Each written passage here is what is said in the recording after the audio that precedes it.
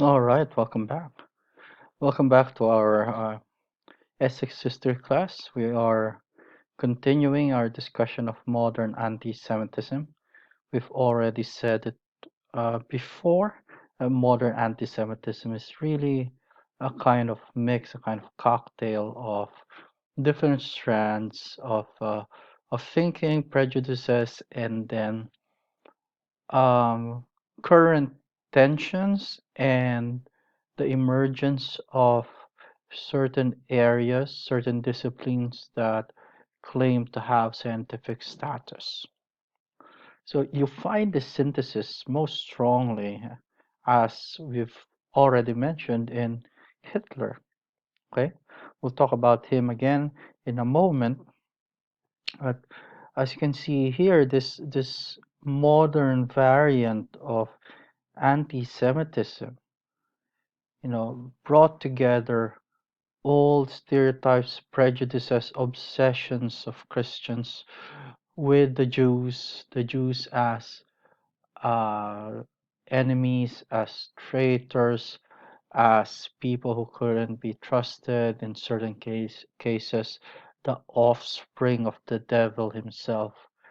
And then at the same time, you have the anxieties that came out given that the 19th and 20th centuries saw dramatic change in many aspects of human existence.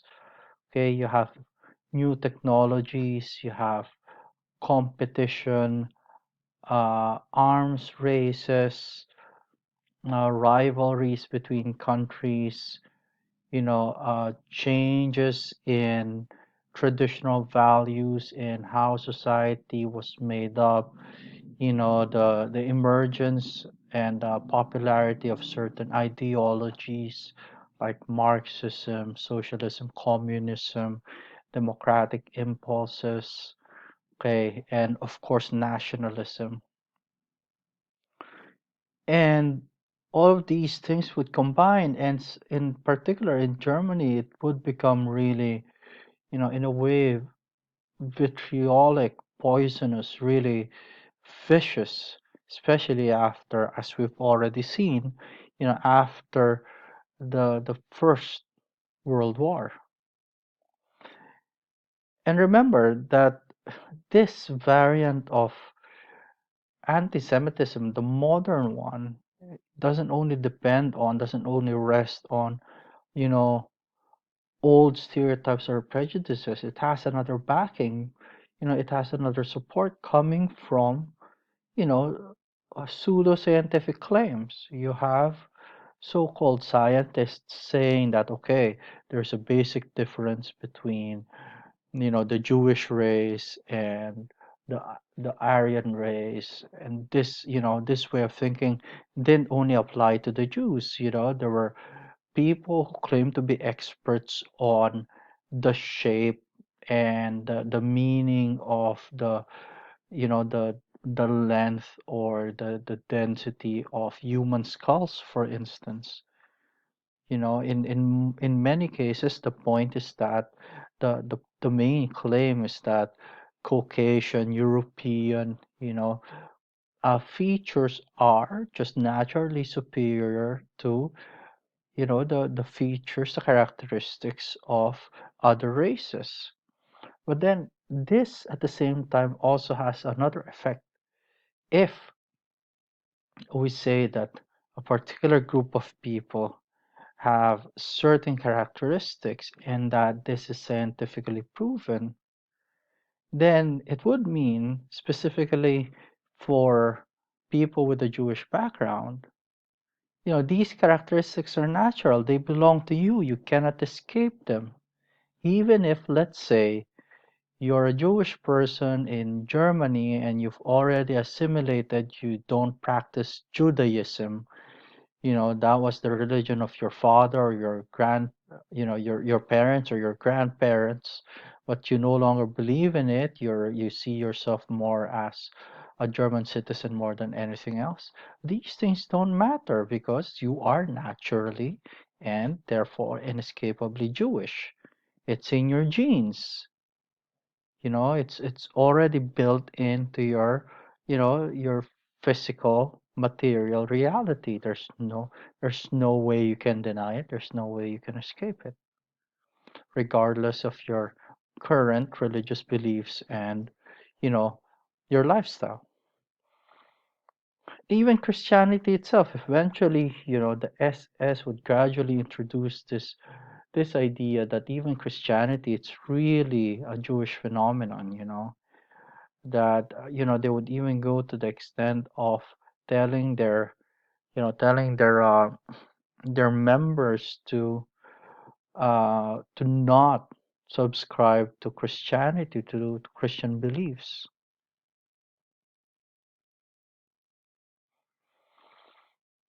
And then you have Hitler who absorbed all of these things, all of these trends, all of these preconceived ideas, all of this prejudice.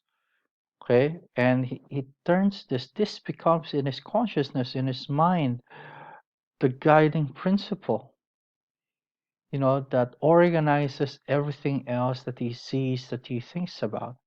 This colors everything else. Political you know his political ideas, political ambition, and political actions are colored and driven by just this anti-Jewish sentiment and all of the other associated ideas that come with it. So he would begin to see a conspiracy all around him, of Jews who are behind, you know, what was happening in Russia, the communist uh, takeover of the country, and also the emergence of the United States. Hitler, being experiencing poverty in the earlier years of his life, living in Vienna and being exposed to, these ideas that were circulating at this time, all of these things, would crystallize in his mind. And then all at the same time, you would have his experience of the First World War, where he served gallantly, bravely as a soldier. But then, as we saw before, experience having that experience of the defeat and humiliation of Germany at the hands of the Allies. I suppose naturally, anyone would look for somebody to blame. Anyone would look for people to pin this on. But just because of the preconceived ideas, just because of the building hate, the all the prejudices that had already formed in the mind of Hitler, he could easily identify the culprits.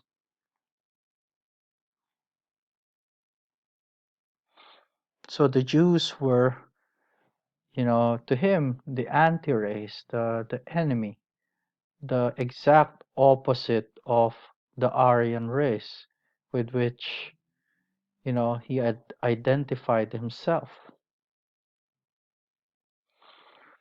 He's surrounded by enemies, the Bolsheviks in the USSR, and then in the course of the Second World War, people behind Roosevelt, President Roosevelt of the United States.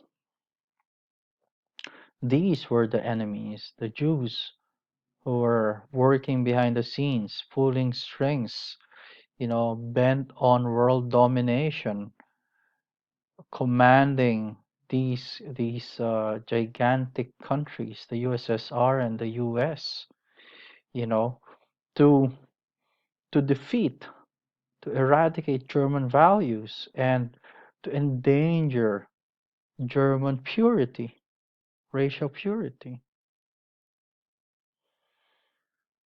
Of course, we've said before, uh, what was probably the case was that there was no long-standing, long-term plan.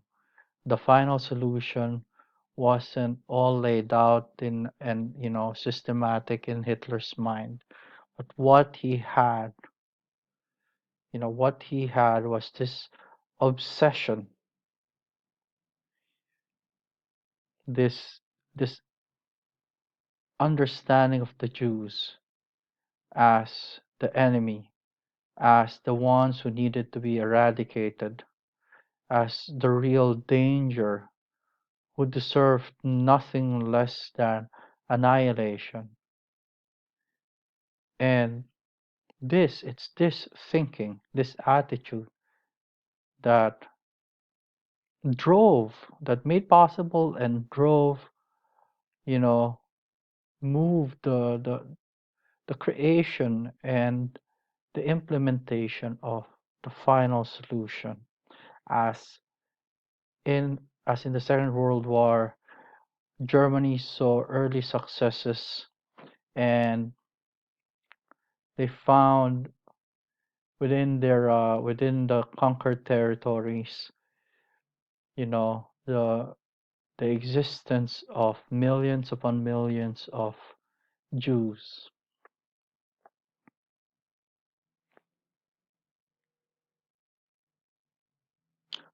All right, that's about it.